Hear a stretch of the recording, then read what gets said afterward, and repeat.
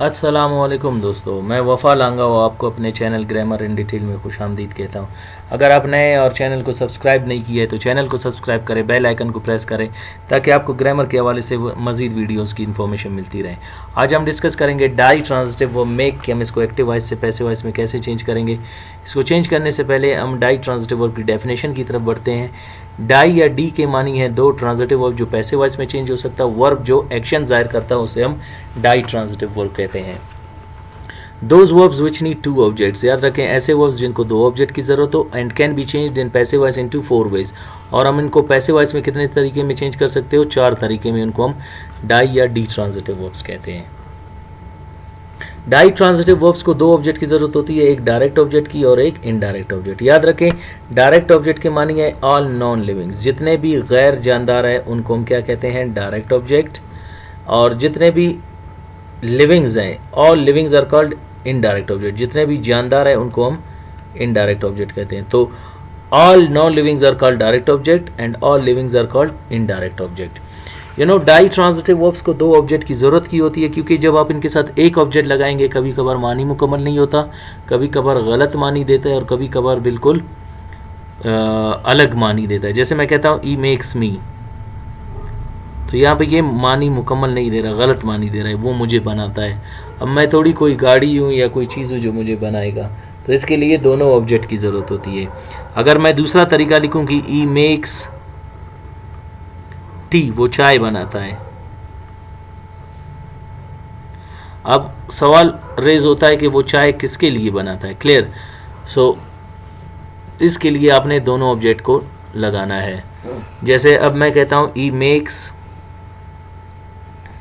मी tea, वो मेरे लिए चाय बनाता है। और अक्सर हम इनडायरेक्ट ऑब्जेक्ट को शुरू में लाते हैं, डायरेक्ट को बाद में। अगर जब आप डायरेक्ट ऑब्जेक्ट को शुरू में लाएंगे और इनडायरेक्ट को बाद में, तो याद रखें आपके इनडायरेक्ट ऑब्जेक्ट यानी मी के साथ प्रीपोजिशन लगेगा। जैसे ई मेक्स टी फॉर मी, वो चाय मेरे लिए बनाता है। तो ये हो गए दो तरीके एक्टिव वॉइस से पैसिव वॉइस में चेंज करने के। तो यहाँ पे हम इसको एक्टिव वॉइस में ऑलरेडी चेंज कर चुके हैं, लेकिन हमारा टारगेट है कि हम इसको पैसिव वॉइस में 4 तरीके में कैसे चेंज करेंगे, उनको हम आज डिस्कस करेंगे।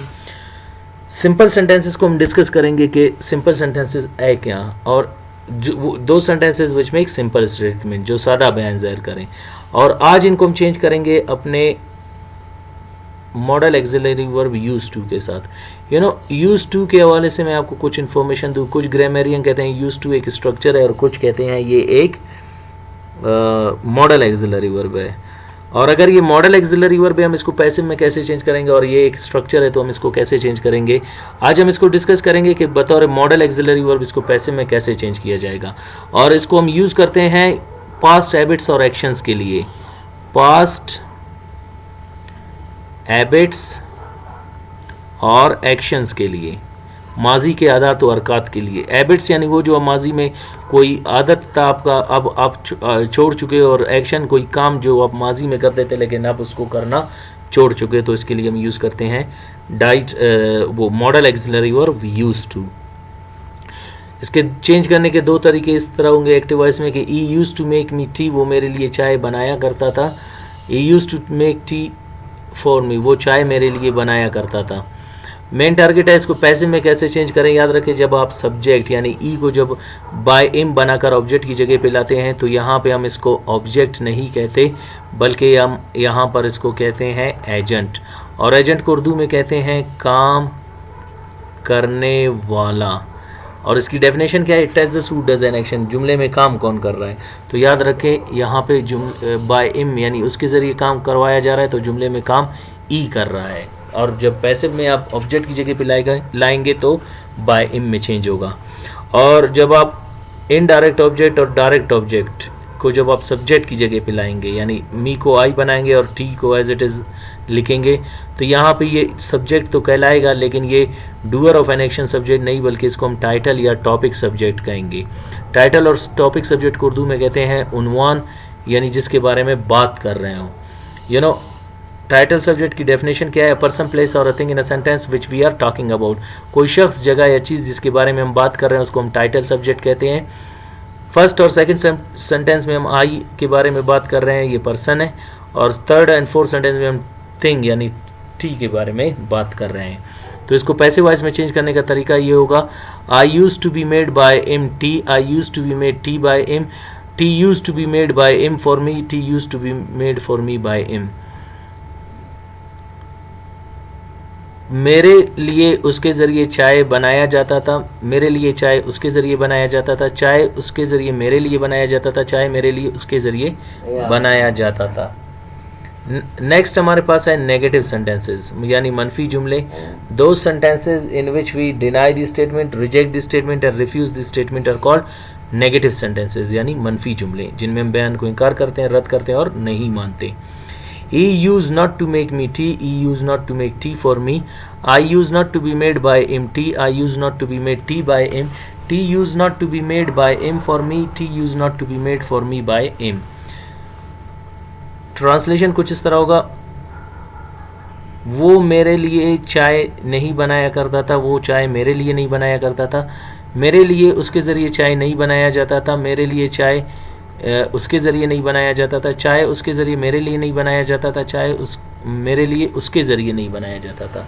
और याद रखें यहाँ पे यूज टू में हम डी को नहीं पढ़ते, डी साइलेंट होगा, यूज टू कहेंगे, यूज्ड टू गलत होगा।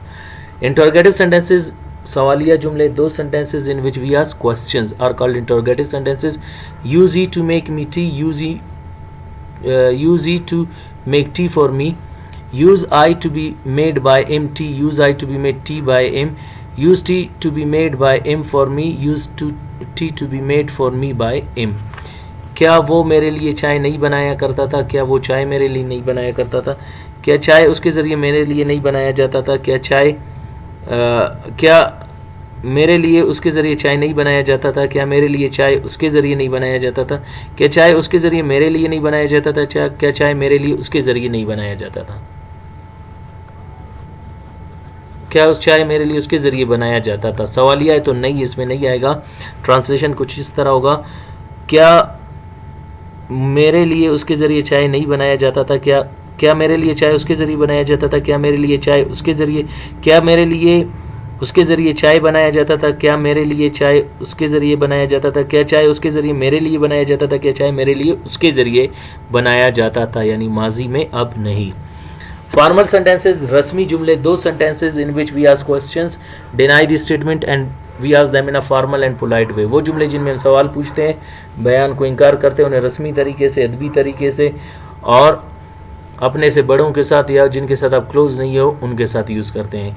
Use he not to make me tea, use he not to make tea for me, use I not to be made by him tea, use I not to be made tea by him, use tea not to be made by him for me, use tea not to be made for me by him।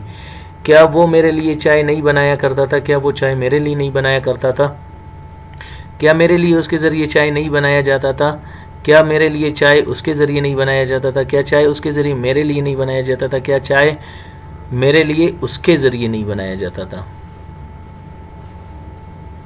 तो ये हो गए formal sentences. Last हमारे पास है informal sentences, those sentences in which we ask questions, deny the statement and we ask them in a informal वे।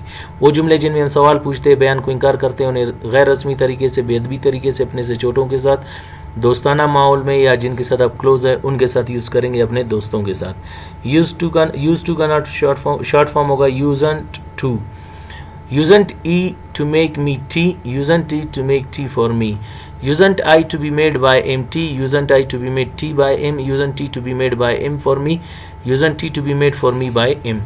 क्या वो मेरे लिए चाय नहीं बनाया करता था, क्या वो चाय मेरे लिए नहीं बनाया करता था, क्या मेरे लिए उसके ज़रिए चाय नहीं बनाया जाता था, क्या मेरे लिए चाय उसके ज़रिए नहीं बनाया जाता था, क्या चाय उसके ज़रिए मेरे लिए नहीं बनाया जाता था, क्या चाय मेरे लिए उसके ज़रिए नहीं बनाया जाता था। तो ये हो गए डाई ट्रांजिटिव वर्ब मेक के जुमले modal auxiliary verb use to के साथ। उम्मीद करता हूँ आज आपको आपका लेक्चर समझ आ गया होगा। मिलते हैं अगले लेक्चर में, अपना ख्याल रखिएगा। अल्लाह हाफिज़।